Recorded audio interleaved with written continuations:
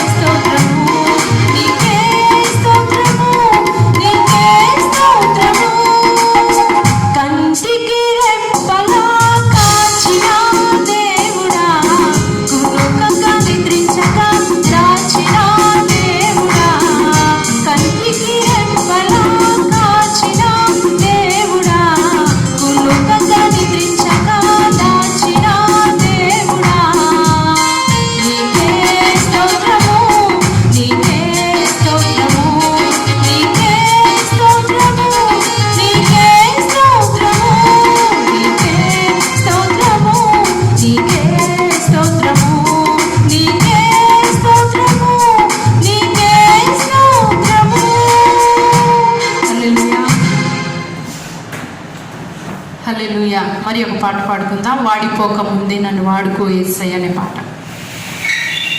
వాడిపోక ముందే నన్ను వాడుకో, పొద్దు వాలిపోక ముందే నన్ను వాడుకో,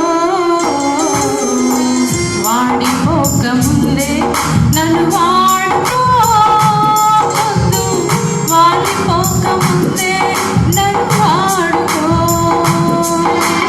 వాడుకో యేసయ్యా, నీ కాడి నే మోస్తా, వాడుకో యేసయ్యా, నీ కాడి నే మోస్తా, వాడిపోక ముందే నన్ను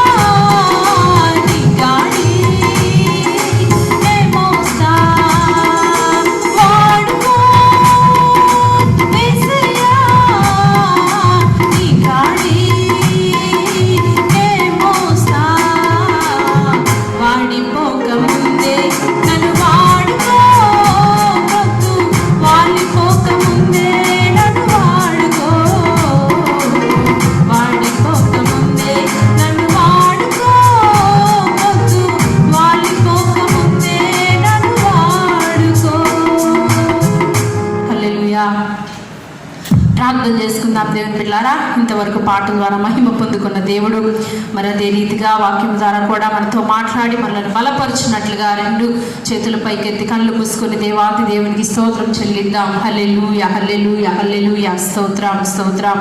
ప్రార్థన చేసుకుందాం. మరి వాక్యం ద్వారా ప్రభు మనతో మాట్లాడి మనల్ని బలపరిచినట్లుగా శామ్యూల్ వచ్చి ప్రార్థనలో నడిపిస్తారు. ప్రార్థన చేసుకుందాం. Praise lord. హల్లెలూయా హల్లెలూయా, స్తుతి స్తుతి స్తోత్రం. పరిశుద్ధుడైన దేవ, ప్రేమగల తండ్రి, నీ యొక్క బంగారు పాదాలకు వేలాది కృతజ్ఞత స్తుతులు స్తోత్రాలు చెల్లిస్తున్నాం నాయన. ఇంతవరకు మమ్మల్ని నీ రెక్కల నీళ్ళ దాచి కాచి భద్రపరిచిన విధానాన్ని బట్టి మీకు వందనాలు చెల్లిస్తున్నాం ప్రభా. ఇంతవరకు మీరు పాటల ద్వారా మీరు మహిమ పొందుకున్నారు నాయన. మీకు స్తోత్రాలు కృతజ్ఞత స్తుతులు చెల్లిస్తున్నాం ప్రభా. అలాగే దేవ, మీ దైవదాసుని నిలబడి మాకు వర్తమానం ఇచ్చుండగా నాయన, మీ యొక్క ఆత్మశక్తితో నింపి మాకు కావాల్సిన వర్తమానం మాకు దయచేసి మాతో మాట్లాడమని ప్రార్థన చేస్తున్నాం ప్రభా. అలాగే నాయన, చూస్తున్న ప్రతి ఒక్క బిడ్డను మీరు దీవించి ఆశీర్వదించమని ప్రార్థన చేస్తున్నాం దేవ. అలాగే దేవ, ఇంకా జరుగుతున్న ప్రతి ఒక్క కార్యక్రమంలో మీరే అధ్యక్షత వహించి నడిపించి సమస్త ఘనత మహిమ ప్రభావాలు మీకే అర్పిస్తూ యేసు నామములో అడుగుచున్నాం తండ్రి, ఆమేన్. Praise lord. దేవుని నామానికి మహిమ కలుగును గాక. ఈరోజు బైబిల్ స్టడీకి మిమ్మల్ని అందరినీ కూడా ప్రభు పేరిట ఆహ్వానిస్తున్నాను. పిల్లరా, మనం కొద్దిసేపు దేవుని యొక్క వాక్యాన్ని ధ్యానం చేసుకుందాం. చూడండి, బైబిల్లో నుండి మొదటి సమూయేలు గ్రంథం 16వ అధ్యాయము 14వ వచనాన్ని ధ్యానం చేసుకుందాం. యెహోవా ఆత్మ సౌలును విడిచిపోయి యెహోవా యొద్ద నుండి దురాత్మ ఒకటి వచ్చి అతన్ని వెరపింపగా. చాలు పిల్లరా, ఈ బైబిల్ స్టడీలో ఈరోజు ఒక వ్యక్తి యొక్క జీవితంలో నుండి కొన్ని పాఠాలు మనం నేర్చుకోవాలని చెప్పేసి ఆశిస్తున్నానండి. ఎవరు ఆ వ్యక్తి అంటే, రాజైన సౌలు. ఇశ్రాయేలుకి మొట్టమొదటి రాజైన సౌలు అన్నమాట. సౌలు చరిత్ర మొత్తంలో కూడా ఒక గొప్ప పాఠాన్ని మనకు నేర్పుతూ ఉంటాడండి బైబిల్లో. కాబట్టి తప్పకుండా సౌలు గురించి మనం నేర్చుకుందాం పిల్లరా. చూద్దాం, ఇక్కడ చదవబడిన వాక్య భాగంలో సౌలు గొప్ప వ్యక్తి, రాజుగా ఉన్న వ్యక్తి. ఈ వ్యక్తి జీవితంలోకి చూసారా, దేవుని ఆత్మ వెళ్ళిపోయిన తర్వాతంట యెహోవా యొద్ద నుండి దురాత్మ వచ్చిందంట పిల్లారా. కాబట్టి తప్పకుండా ఈ సౌలు యొక్క జీవితంలో నుండి మనం ఏ పాఠాలు నేర్చుకోవచ్చు అనేవి మనం చూద్దాం పిల్లారా. చూడండి, మొట్టమొదటిగా మనం గమనించినప్పుడు సౌలు యొక్క జీవితంలో నుండి మనం నేర్చుకోదగిన పాఠం ఏంటి అంటే పిల్లారా, బాహ్య సౌందర్యాన్ని బట్టి, బాహ్యంగా కనబడి సౌందర్యాన్ని బట్టి, గొప్పతనాన్ని బట్టి, తెలివితేటలను బట్టి మనం ఎప్పటికీ కూడా అతిశయపడకూడదు. కానీ అంతరంగంగా బలమైన వ్యక్తిగా మనం తీర్చిదిద్దబడాలని చెప్పేసి సౌలు ద్వారా మనం నేర్చుకోవచ్చండి. చూడండి, మొదటి సమూయేలు గ్రంథం 9వ అధ్యాయం 2వ వచనం చదవండి. అతనికి అంటే కీషు సౌలు తండ్రి అనమాట. అతనికి సౌలు అని ఒక కుమారుడు. నేను చూసారా, సౌలు బహు సౌందర్యవంతుడంటండి. అంటే ఇశ్రాయేలు ప్రజల్లోనే అతని సాటి మరొకడు సుందరుడు ఇంకొకడు లేడా. అంటే అంత సుందరుడు అనమాట, చక్కగా బ్యూటిఫుల్, హ్యాండ్సమ్ అనమాట పిల్లరా. చదవండి, అతని భుజములు మొదలుకొని పైకి ఇతరుల కంటే ఎత్తుగలవాడు. అంటే అందగాడు మాత్రమే కాదు, ఇశ్రాయేలీలందరూ కూడా ఆయన భుజముల కిందే ఉంటారు, కానీ సౌలు ఒక్కడే పైన ఉంటాడంట. అంటే అంత ఎత్తైన వాడు. చూసారా, అంటే పై రూపాన్ని మనం గమనించినప్పుడు దేవుని పిల్లరా ఏమనిపించిందంటే, అబ్బా సౌలును చూసిన వాడికి వావ్ అనిపించేసింది. ఇతనే రాజు, ఇతనే గొప్ప వ్యక్తి అని చెప్పేసి అనిపించింది పిల్లరా. కానీ నిజంగా సౌలు జీవితాన్ని మనం గమనించినప్పుడు సౌలు పై రూపాన్ని బట్టి, ఆయన పై రూపాన్ని లక్ష్య పెట్టి తన జీవితంలో దేవుని బిడ్డలారా ఏమీ సాధించలేకపోయాడు. గుర్తుపెట్టుకోండి. చూడండి, మనం గమనించినప్పుడు మొదటి సమూయేలు గ్రంథం 13వ అధ్యాయం 13వ వచనం చదవండి. మొదటి సమూయేలు గ్రంథం 13వ అధ్యాయం 13వ వచనం. అందుకు సమూయేలు ఇట్లనెను, నీ దేవుడైన యెహోవా నీకు ఇచ్చిన ఆజ్ఞను నీవు గైకొనక నీవు అవివేకపు పని చేసేదివి. ఏమండి, ఒక్క నిమిషం ఆగండి. నేను చెప్పేది ఏంటంటే పిల్లరా, సౌలు యొక్క జీవితంలో చూడటానికి అందంగా ఉన్నాడు, ఎత్తుగా ఉన్నాడు, చాలా యుద్ధ నేర్పరులాగా కనిపించవచ్చు, కానీ అంతరంగంగా అవివేకంతో కూడుకున్న వ్యక్తి.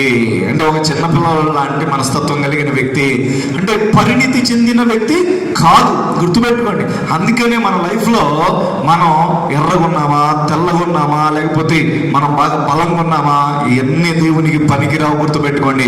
అందుకనే దేవుడు మన నుండి ఆశించేది ఏంటో తెలుసా? ఒకసారి 1 సమూయేలు గ్రంథం 16వ అధ్యాయం 7వ వచనం చూడండి. అయితే యెహోవా సమూయేలుతో ఇలాగు సెలవిచ్చెను, అతని రూపమును అతని ఎత్తును లక్ష్య పెట్టుకుము. మనుషులు లక్ష్య పెట్టు వాటిని యెహోవా లక్ష్య పెట్టుడు. నేను అతని త్రోసివేసి ఉన్నాను. ఇదిగో మనుషులు పై రూపమును లక్ష్య పెట్టుదురు గాని యెహోవా హృదయమును లక్ష్య పెట్టును. చూడండి, దేవుడు అంటున్న మాట అన్నమాట.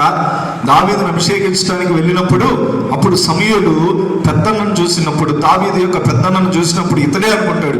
కానీ అప్పుడు దేవుడు ఏం చెప్తాడో తెలుసా? ఇదిగో సమూయేలు, నువ్వు వాడిని పై రూపాన్ని లక్ష్య పెట్టొద్దు, ఎందుకంటే మనుషులు పై రూపాలు చూస్తారు, నేను హృదయాన్ని చూస్తాను అని చెప్పి చెప్తాడు పిల్లరా. అంటే ఇక్కడ మనం జాగ్రత్తగా గమనించినప్పుడు మనకు అర్థమయ్యేది ఏంటంటే, దేవుని బిడ్డలారా, ఎవరెవరు ఎప్పుడు కూడా మీ లైఫ్లో పై రూపాన్ని బట్టి పై వాటిని బట్టి మీరు అతిశయపడొద్దని ప్రభు పేరిట మనం చేస్తున్నాం. మరి దేనిని బట్టి అతిశయపడాలంటే అంతరంగంగా బలమైన వ్యక్తులుగా మనం తీర్చిదిద్దబడాలి. దేవునికి స్తోత్రం. లోపల ఇన్నర్ మ్యాన్ మన అంతరంగంగా బలంగా మార్చబడాలి, వివేకవంతులుగా ఉండాలి, జ్ఞానవంతులుగా ఉండాలి, బుద్ధిమంతులుగా ఉండాలి. అంతేగాని పెద్ద రూపం కలిగి పిచ్చిగా ప్రవర్తించే వారిగా ఉంటే, చిన్నపిల్లలాగా ప్రవర్తించే వారిలాగా ఉంటే ఏమి సుతం చెప్పండి పిల్లరా. కాబట్టి మొట్టమొదటిగా పౌలు యొక్క జీవితం ద్వారా మనం అర్థం చేసుకోవాల్సిన విషయం ఏంటంటే, దేవుడు పై రూపాన్ని లక్ష్య పెట్టట్లేదు. మరి ఇక్కడ ఒక డౌట్ వచ్చింది మీకు. మరి దేవుడు పై రూపాన్ని లక్ష్య పెట్టినప్పుడు పాస్టర్ గారు, మొట్టమొదటిగా అసలు దావీదునే దేవుడు రాజుగా సెలెక్ట్ చేయొచ్చు కదా, ఇప్పుడు సౌలుని ఎందుకు సెలెక్ట్ చేశాడు? మరి పై రూపాన్ని లక్ష్య పెట్టే కదా అంటారు. అంటే దానికి ఒక సైకలాజికల్ ఫీలింగ్ ఉంది. మనుషులు దేన్ని లక్ష్య పెడతారు సాధారణంగా? ఇందాక చూసాం మనం, పెద్దగా ఎత్తుగా గంభీరంగా ఉన్నోళ్ళని మనుషులు వావ్ అంటారనమాట. అందుకని ఫస్ట్ ఒకవేళ దావీదుని కనుక ఇచ్చున్నట్లయితే పెద్దగా పట్టించుకునే వాళ్ళు, అది బొడ్డోడేంట్రా బాబు అది ఇది అంటాడు కదా. ముందు అసలు దావీదు గొలియాతును పడగొట్టడానికి వెళ్ళినప్పుడు గొలియాతు ఏమంటాడు? ఎలా, నేను కుక్కను అనుకున్నావా అని చెప్పేసి అంటాడు. అంటే గొలియాతు దృష్టిలో దావీదు ఎన్నికలేని వాడు, సౌలు కూడా పెద్దగా పట్టించుకోలేదు. అందుకనే దేవుడు ఏం చేశాడంటే, ముందు అసలు ఫస్ట్ ఒక మనుషులు లక్ష్య పెట్టే వారిని చూపించి వారు ఓడిపోయిన తర్వాత అప్పుడు దేవుడు మంచి రాజుని ఇవ్వాలని చెప్పేసి అనుకున్నాడని. అందుకనే దేవుని బిడ్డలారా, సౌలు రాజును మొట్టమొదటిగా సెలెక్ట్ చేసి ఆయన ఫెయిల్ అవ్వటం చూసిన తర్వాత దేవుడు మంచి రాజు దావీదుని ఇచ్చినట్లుగా మనం చూస్తున్నాం. కాబట్టి బీ కేర్ఫుల్. మీ పై రూపాలను వీటిని బట్టి నేను గొప్పవాడిని అనుకోవద్దు ఎప్పుడు కూడా. కాదు, అది కాదు గొప్పతనం. గొప్పతనం ఎక్కడుందో తెలుసా? చూడండి, ఒక వాక్యం చదవండి. గొప్పతనం ఎక్కడుందంటే, దేవుని యొక్క వాక్యం ఏం చెప్తుందంటే, దేవుని బిడ్డలారా, జకరియా గ్రంథం 4వ అధ్యాయం 7వ వచనం చదవండి.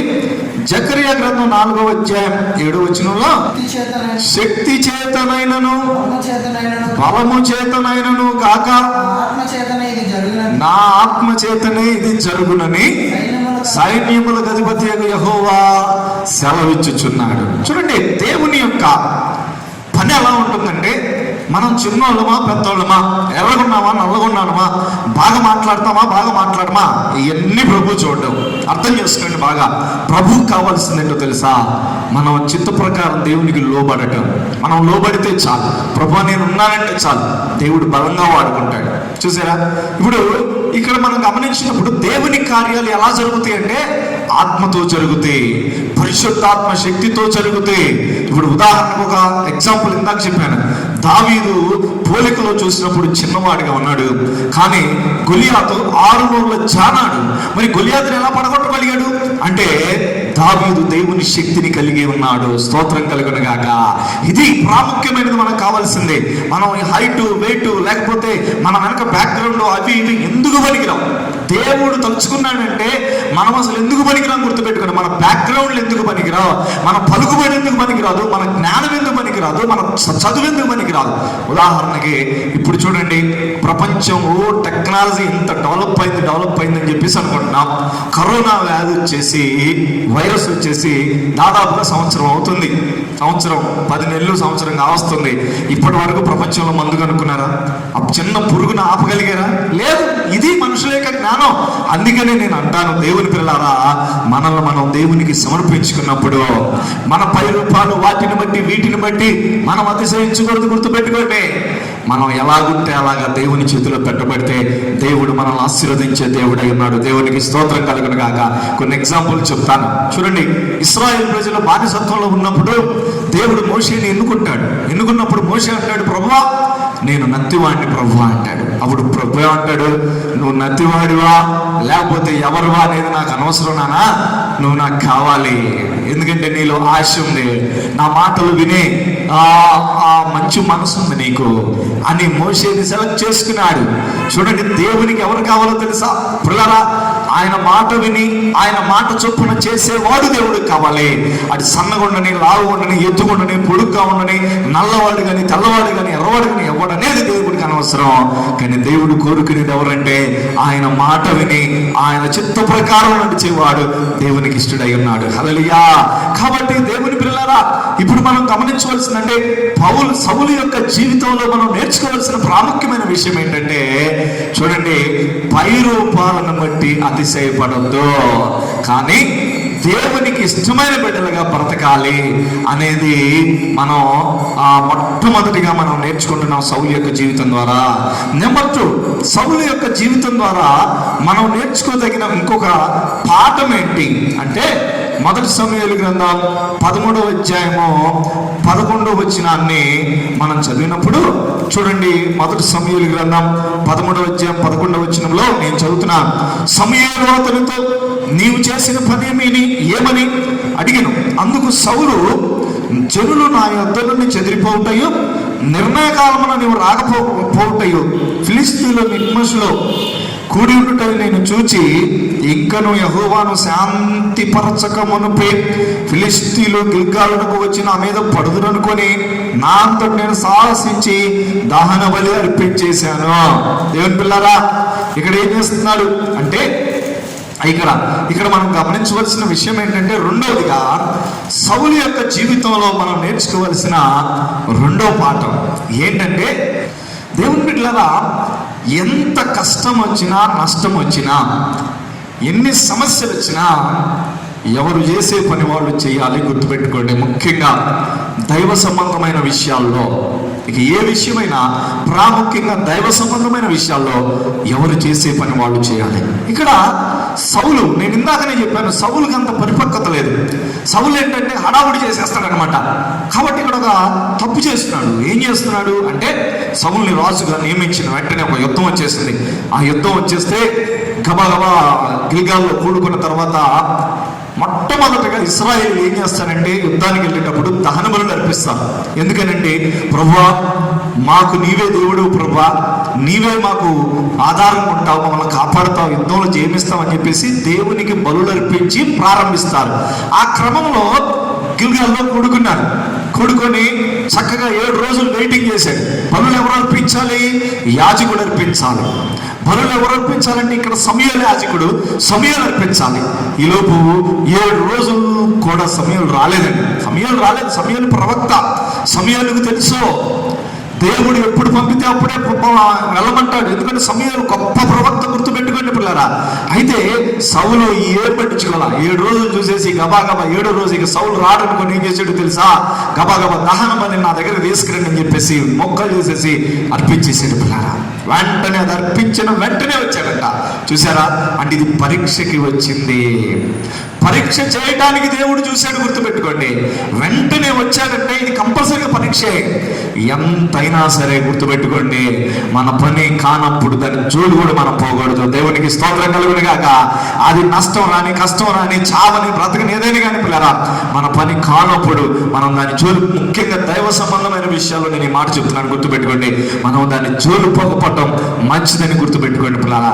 అయితే వచ్చిన వెంటనే సమయాలు అడుగుతాడు, నువ్వేం చేశావు అన్నప్పుడు, అయ్యా మరి నువ్వు లేట్ అవుతున్నావు కాబట్టి నేను దహన బలి అర్పించానంటే, అప్పుడు సమయాలకి బాగా కోపం వచ్చి చివరిగా దేవుడు ఒక మాట బయలుపరిచాడు. ఏంటో చూడండి, మొదటి సమయాల గ్రంథం 13వ అధ్యాయం 14వ వచనం చూడండి. యెహోవా తన చిత్తానుసారమైన మనస్సు గల, చూసారా, ఒకరిని కనుగొని ఉన్నాడు, నీకు ఆజ్ఞాపించిన దాన్ని నువ్వు కైకొనపోతే కనుక యెహోవా తన జనుల మీద అతనిని అధిపతిగా నియమించును. వచ్చేసింది, ఏమొచ్చేసింది? ఆజ్ఞ వచ్చేసింది దేవుని దగ్గర నుండి. నువ్వేం చేసావు? నువ్వు అసలు ఆ పని చేయకూడదు నువ్వు, కానీ నువ్వు చేశావు కాబట్టి నువ్వు అవివేకమైన పని చేసావు. 13వ వచనంలో చెప్పాడు, అవివేకమైన పని చేసావు, వివేకంతో చేయలేవు, నువ్వు ఏదో అనాలోచనగా చేసేసావు, చాలా తప్పు చేశావు. దేవుడు నిన్ను స్థిరపరచాలనుకున్నాడు, కానీ దేవుడు ఇక మీదట నీకు రాజ్యాన్ని నీ దగ్గర నుండి తీసేసి తన చిత్తాన్ని నెరవేర్చే ఒక అతనికి ఇవ్వబోతున్నాడని చెప్పాడు. ఆయన దావీదు దేవుడు పిల్లరా. చూసారా? అంటే దీన్ని బట్టి మనం నేర్చుకోవాల్సిందేంటి పిల్లరా? ప్రాముఖ్యంగా దైవ సంబంధమైన విషయాల్లో మన పనులు మనం చేద్దాం, మన పనులు కాను అన్నప్పుడు మనం దాన్ని జోలు పోకపోవటం మంచిదని చెప్పేసి ప్రభు పేరిట మనం చేస్తున్నాం పిల్లరా. చూడండి, ఇట్లే బైబిల్లో ఒక ఆయన ఉన్నాడు. 2వ దినవృత్తాంతములు 26వ అధ్యాయము 19వ వచనాన్ని చదవండి.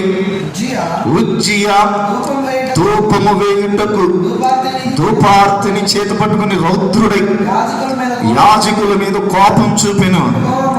యెహోవా మందిరములో ధూపపీఠము ప్రక్కన అతడు ఉండగా యాజకులు చూచుచునే ఉన్నప్పుడు అతని నొసట కుష్ఠరోగం పుట్టింది. ఏంటి ఇక్కడంటే, రాజుకి బాగా కోపం వచ్చేసింది.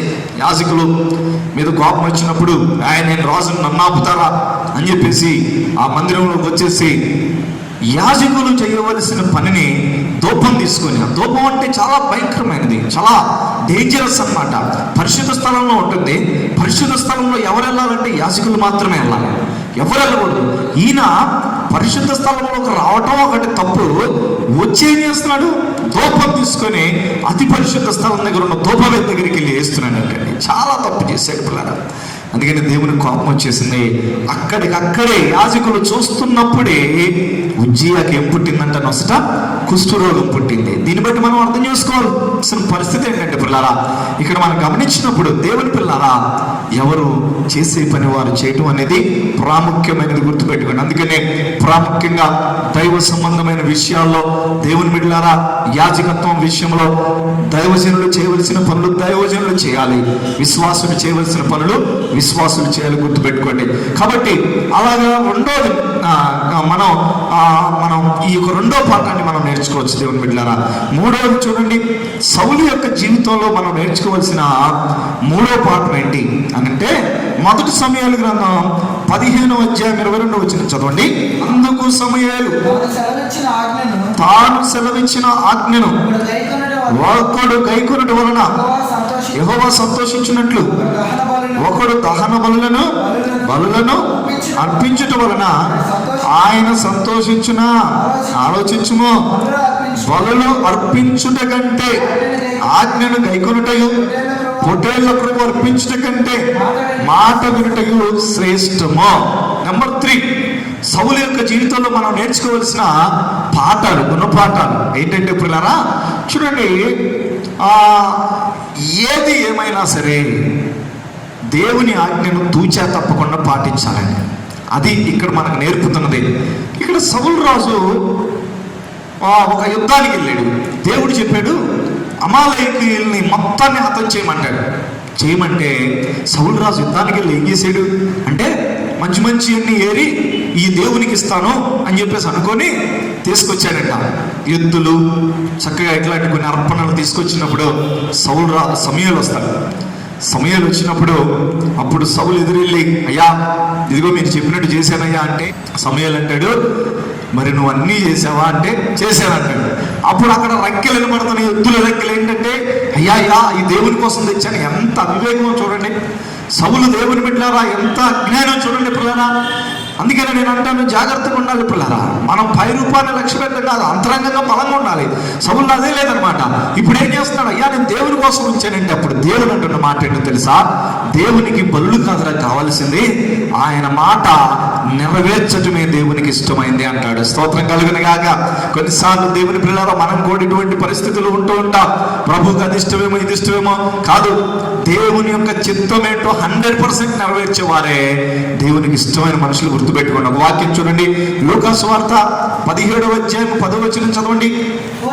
అటువలే మీరును మీకు ఆజ్ఞాపింపబడినవన్నీ, చూసారా యేసు ప్రభు శిష్యులతో అంటాడు, మీకు ఆజ్ఞాపింపబడినవన్నీ చేయాలి. మీరు ఒక్కటి కూడా వదిలిపెట్టకూడదు. చేసిన తర్వాత మళ్ళా ఏమన్నానంట?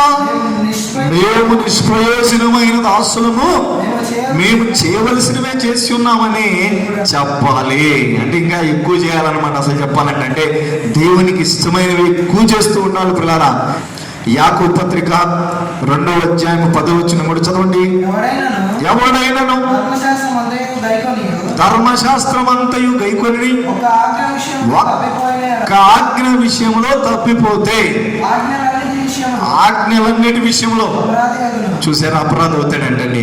అంటే మనం అన్ని చేసుకుంటూ వచ్చి చివరిలో ఒక్కటి ఏం పర్లేదులే అని అనుకోవటానికి వీల్లేదు. దేవుడు చెప్తున్నాడు, అది కూడా తప్పే. ఈ 9 ఆజ్ఞలన్నీ కూడా దేవుని బిడ్డలారా వెళ్ళిపోతే గుర్తుపెట్టుకోండి. కాబట్టి దేవుని బిడ్డలారా ఈరోజు దేవుడు మనతో మాట్లాడుతున్నాడు. ప్రాముఖ్యంగా ఇక్కడ 3వ సత్యం మనం నేర్చుకోవాల్సింది ఏంటంటే, దేవుడు చెప్పింది అక్షరాలా చేయాలి.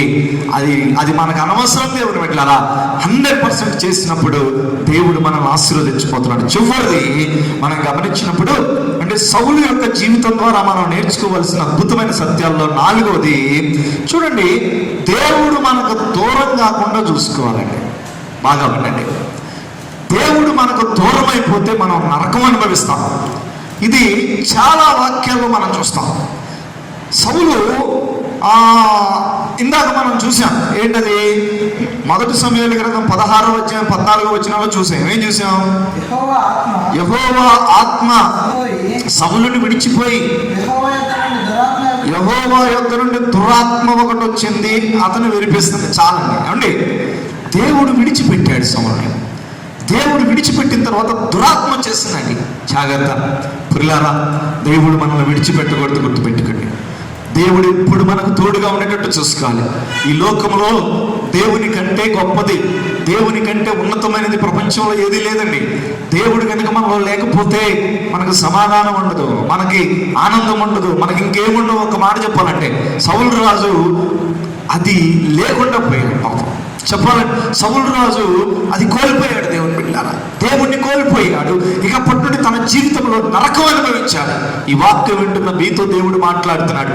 దేవుని బిడ్డలారా లైఫ్లో దేనిని బట్టి దేవుణ్ణి దూరం చేసుకోవద్దు. డబ్బును బట్టి దేవుణ్ణి దూరం చేసుకోవద్దు. అదేవిధంగా పలుకుబడిని బట్టి దేవుణ్ణి దూరం చేసుకోవద్దు.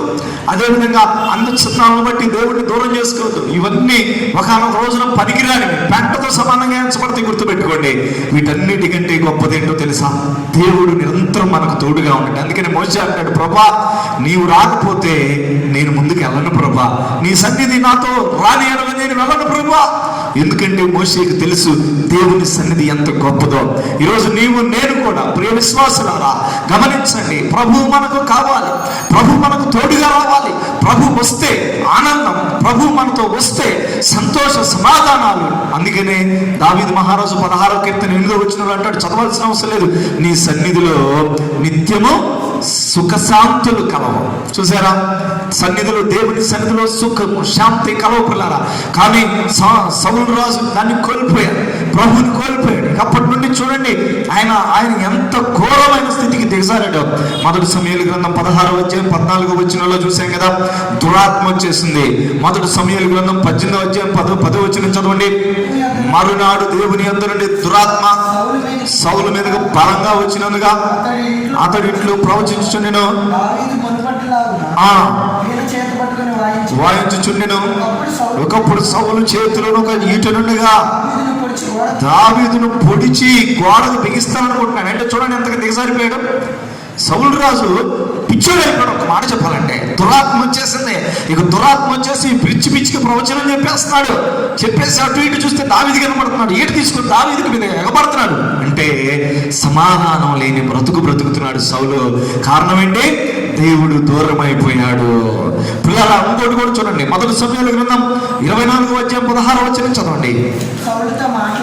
దావీదు ఈ మాటలు సౌలుతో మాట్లాడి చాలింపగా సౌలు, దావీదా నాయనా ఈ పలుకు నీదేనా అని బిక్కరగా ఏడ్చి దేవుని పిల్లరా, ఇక్కడ చూడండి, సౌలు దావీదును తరుముతానికి వెళ్తున్నాడు. రాజ్యాన్ని వదిలిపెట్టేసి, సమస్తాన్ని వదిలిపెట్టేసి దావీదును తరుముకుంటే వెళ్తున్నాడండి. అప్పుడు దావీదు అంటాడు, నాయనా నన్ను ఎందుకు తరుముతున్నావయ్యా, నేను ఏ పాటి వాడినయ్యా, నేను మిన్నలేండి ఆయన అని అంటూ ఉన్నప్పుడు దావీదు సౌలును చంపే ఛాన్స్ వచ్చిన దావీదు చంపలేదండి. అప్పుడు దావీదు అంటాడు, ఇదిగో చూడు, నీవు నా చేతిలో చనిపోవలసి ఉన్నది, కానీ నేను చంపలేదంటే అప్పుడు అంటాడు, నాయన నిజంగా నువ్వు గొప్పడిరా అని చెప్పేసి అంటాడు. అంటే నేను ఇక్కడ గమనిస్తున్నా ఏంటంటే పిల్లరా, ఎంత పిచ్చివాడిగా మారిపోయాడు చూడండి సౌలు. సమాధానం లేదు ఇంట్లో. రాజగృహంలో చక్కని మంచిగా ఉండాల్సింది పోయి ఇప్పుడు సౌలు ఎక్కడికి వెళ్ళిపోతున్నాడు? దావీదును పట్టుకోవడానికి అరణ్యాల్లోకి వెళ్ళిపోతున్నాడు. ఎందుకు ఈ పరిస్థితి వచ్చింది? ఎందుకు ఈ భయంకరమైనది వచ్చింది? దేవుని పిల్లారా జాగ్రత్తగా ఉండండి. దేవుడు వెళ్ళిపోతే మనం కూడా పిచ్చిగా ప్రవర్తిస్తాం. దేవుడు మనతో లేకపోతే మనం కూడా ఇష్టానుసారంగా ప్రవర్తిస్తాం. ఎట్లా పడితే అట్లా. ఒక మాట చెప్పాలంటే ఒక పిచ్చోడు సైకోలాగా ప్రవర్తిస్తాం, గుర్తుపెట్టుకోండి. కాబట్టి దేవుడు ఉండేటట్లు మనందరం చూసుకుందాం పిల్లారా. ఇంకో మాట కూడా చదవండి, మొదటి సమయాల గ్రంథం 28:8 చదవండి. కాబట్టి సౌలు మారు వేషము ధరించి వేరు బట్టలు తొడుక్కొని ఇద్దరు మనుషులను వెంట పెట్టుకుని పోయి రాత్రి వేళ ఆ స్త్రీ వద్దకు వచ్చి కర్ణ పిశాచము ద్వారా నాకు శకునం చెప్పి నాతో మాట్లాడటకే నేను నీతో చెప్పు అని రప్పించమని కోరగా. ఏమైందండి సౌలుకి? ఎంత చూడండి, రాజు, ఆ రాజు ఇప్పుడు మారువేషం ధరించుకొని కర్ణ పిశాచాలంటే సోది చెప్పి ఆమె దగ్గరికి వెళ్తున్నాడు. ఎందుకు వచ్చింది దుస్థితి? దేవుడు లేడు. మళ్ళా అదే చూసారు, దేవుడు లేడు. ఒక సోది చెప్పి ఆమె దగ్గరికి వెళ్ళిపోతున్నాడు. కాబట్టి నేను అనేది ఏంటంటే, దేవుని పిల్లారా, ఇవన్నీ వాక్యాలన్నీ మనం గమనించినప్పుడు చూడండి, ఇంకొకటి కూడా చదవండి. మొదటి సమయాల గ్రంథం 31:4 చదవండి. సున్నతి లేని మీరు వచ్చి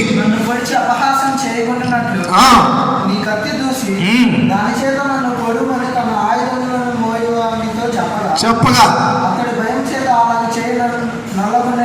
కనుక సౌలు తన కత్తి పట్టుకొని దాని మీద పడ్డాడు. అంటే చివరిగా సౌలు ఎటువంటి చావు చేశాడు? ఆత్మహత్య చేసుకున్నాడు. ఎవరు రాబట్టినారా? ఆత్మహత్య ఎవరు చేసుకుంటున్నారు? దేవుడు లేని వాళ్ళు చేసుకుంటారు. ఆత్మహత్య చేసుకునే వాళ్ళు ఎక్కడికి వెళ్తారు? నరకానికి వెళ్తారని మనం చెప్తున్నాం. పిల్లరా చూడండి, ఎంత ఘోరమైన దుస్థితికి వచ్చాడు చూసారా. తన కత్తి తీసుకుని తనే పొడుచుకుంటున్నాడు, అంటే ఆత్మహత్య చేసుకుంటున్నాడు. ఎందుకు వచ్చింది ఈ పరిస్థితి? ఇప్పుడు చదివిన వాక్యాలన్నీ గమనించినప్పుడు దేవుని పిల్లల మనకు అర్థమవుతుందంటే తెలుసా, ఒక వ్యక్తిలో దేవుడు లేనప్పుడు ఇలాగే ప్రవర్తిస్తాడు, గుర్తుపెట్టుకోండి. అందుకనే దేవుని పిల్లరా, మనకి నగల కంటే, డబ్బు కంటే, హోదాల కంటే, పలుకుబడి కంటే, వాటికంటే, వీటికంటే, అన్నిటికంటే ప్రాముఖ్యమైనది ఏంటో తెలుసా? దేవుడండి. వెండి బంగారాల కంటే గొప్పవాడు దేవుడు, అన్నిటికంటే గొప్పవాడు దేవుడు. కాబట్టి ఆ దేవుడు ఉంటే చాలు. ఆ దేవుడు ఉంటే పచ్చడి మెతుకులు వేసుకొని తిన్నా కానీ ఆనందం ఉంటుంది. ఆ దేవుడు ఉంటే పూరి గుడిసెలో ఉన్నా కానీ సంతోషం ఉండగలుగుతాం. ఆ దేవుడు ఉంటే ఏమీ లేకపోయినా కానీ ఆనందంగా ఉంటాం. ఆ దేవుడితో చివరికి పరలోకంలో గొప్పగా బ్రతకబోతున్నా సౌలు రాజు నేర్పిస్తున్న పాఠాలు ఇవే. మొట్టమొదటిగా సౌలు యొక్క జీవితంలో మనం నేర్చుకున్న పాఠం ఏంటి? బాహ్య సౌందర్యాన్ని బట్టి, బాహ్య జీవితాన్ని బట్టి మనం అతిశయపడక అంతరంగంలో బలంగా ఉండేటట్లు మనం చూసుకుందాం. రెండవది, ఎంత నష్టం వచ్చినా ఎవరు చేసే పని వాళ్ళు చేయాలని గుర్తుపెట్టుకుందాం. మూడవది, ఏది ఏమైనా దేవుని ఆజ్ఞను 100% నెరవేర్చే బిడ్డలుగా మనం ఉండాలి. నాలుగవదిగా, దేవుడు మనతోనే ఉండేటట్లుగా మనం చూసుకుందాం, లేకపోతే నరకం అనుభవిస్తాం పిల్లల. ఈ 4 విషయాలు మనసులో పెట్టుకొని మనం మన జీవితంలో పాటించుకుంటూ ముందుకు సాగిపోదాం. సౌలులా కాకుండా మనం దావీదు వలె దేవుని చిత్తాన్ని నెరవేర్చే బిడ్డలుగా ఉంటే, దావీదు చివరి దశలో ఆనందంగా సంతోషంగా కన్నుమూసాడు. అదేవిధంగా తన జీవితకాలం అంతా కూడా నెమ్మదిగా బ్రతికాడు. కానీ సౌలు అలా కాదు, జీవితంలో నెమ్మది లేకుండా బ్రతికాడు, చివరికి ఆత్మహత్య చేసుకున్నాడు. కాబట్టి ఈరోజు మనందరం కూడా దేవుని బిడ్డలారా సౌలులాగా కాకుండా దావీదులాగా బ్రతుకుతూ ముందుకు సాగిపోదాం. దేవుడు అటువంటి కృప మనకి ఇచ్చిన గాక. తల వంచని ప్రార్థన చేసుకుందాం, కళ్ళు మూసుకుందాం. స్తోత్రం స్తోత్రం స్తోత్రం స్తోత్రం. ప్రియులారా, సౌలు జీవితం ద్వారా 4 పాఠాలు మనం నేర్చుకుంటున్నాం. ఈ 4 పాఠాల్లో ఎందులో తప్పిపోయావో చూసుకో. జాగ్రత్తగా దేవునికి దగ్గరికి రా. దేవుడు ఉండేటట్లు మనం చూసుకుందాం. దేవుడు ఉంటేనే మనకు శాంతి, సమాధానం. ఆయన తన శాంతిని మనకిస్తాడు. కాబట్టి ఈరోజు అట్టి రీతిగా ప్రభు కోసం బ్రతుకుదాం, దేవుడిలో బ్రతుకుదాం. అటువంటి కృప మనకి ఇచ్చినట్లు అందరం స్తోత్రాలు చెల్లించుదాం. హల్లెలూయా. స్తోత్రం స్తోత్రం స్తోత్రం స్తోత్రం స్తోత్రం. ప్రార్థన. పరిశుద్ధుడు అయిన దేవా, ప్రేమ కలిగిన తండ్రి, ఈరోజు సౌలు జీవితం ద్వారా మేము 4 గుణపాఠాలు నేర్చుకుంటున్నాం ప్రభా. వీటిలో మేము ఏమైనా తప్పుపోతే మమ్మల్ని క్షమించండి. మీ చిత్తానుసారంగా బ్రతికే కృప మాకేయండి. దావీదు వలె మేము బ్రతుకున్నట్లుగా ఉండే కృప దయచేయండి. ముఖ్యంగా, అన్నిటికంటే ముఖ్యంగా దేవా, మా జీవిత కాలం మీరు మాలో ఉండేటట్లుగా చూసుకునే భాగ్యం దయచేయమని ప్రార్థన చేస్తున్నాం. చెప్పబడిన వాక్యం మీ బిడ్డల హృదయాలు ఫలింపచేయండి ప్రభా. నీ కొరకు బ్రతికే కృప ఏంటి ప్రభా. మా సంఘస్థులందరినీ దీవించండి. అయినా రేపు యొక్క యూత్ మీటింగ్ కూడా మీరు ఆశీర్వదించమని ప్రార్థన చేస్తున్నాం. అన్ని విషయాలు తోడుగా ఉండండి ప్రభా. ఇంకా మా సంఘస్థులను కాపాడండి, మమ్మల్ని అందరినీ కాపాడండి ప్రభా. రేపు ఆదివారం ప్రభా లార్డ్స్ సపర్ ఉంది ప్రభా చర్చిలో. దాన్ని కూడా మీరు అద్భుతంగా జరిగించి మీ నామానికి మహిమ తెచ్చుకోమని సకల ఘనత మహిమ ప్రభావాలు మీకు ఆరోపిస్తూ యేసు పరిశుద్ధ నామమున అడుగుచున్నాం తండ్రి. ఆమేన్. తండ్రి, కుమార, పరిశుద్ధాత్మల ప్రేమ, కృప, సమాధానములు కూడిన ప్రతి బిడ్డకి సదా తోడు నిలిచును గాక. Amen. Amen. God bless you. రేపు మనకి యూత్ మీటింగ్ ఉంటుంది. దయచేసి అందరూ కూడా యూత్ మీటింగ్లో పాల్గొనగలరు.